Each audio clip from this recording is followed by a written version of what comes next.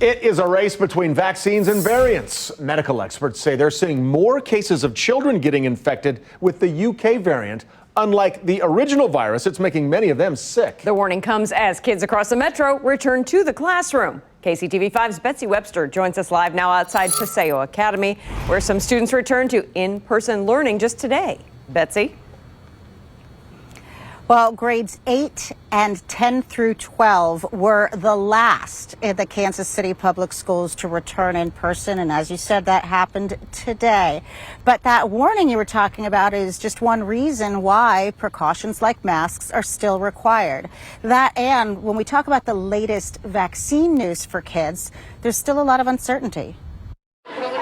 No doubt the kids returning to school buildings are excited to be back with their friends. But it's not like before. Here at Quindaro Elementary, there are protective dividers between students. Research on vaccines for kids this young is still in the works.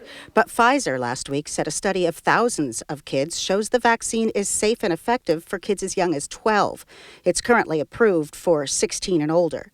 A KU Health Systems doctor said his own daughter asked when she'd get it. I let my daughter know that probably not anytime soon. We have to, number one, wait for the data, wait for the analysis, wait for any emergency use authorization, and then, of course, the supply is important as well. We've seen gradually increasing rates of infection and hospitalization nationwide with younger kids, something we did not see with the original virus. An expert who joined the KU docs today attributed that to going back to school activities and classrooms combined with the variants.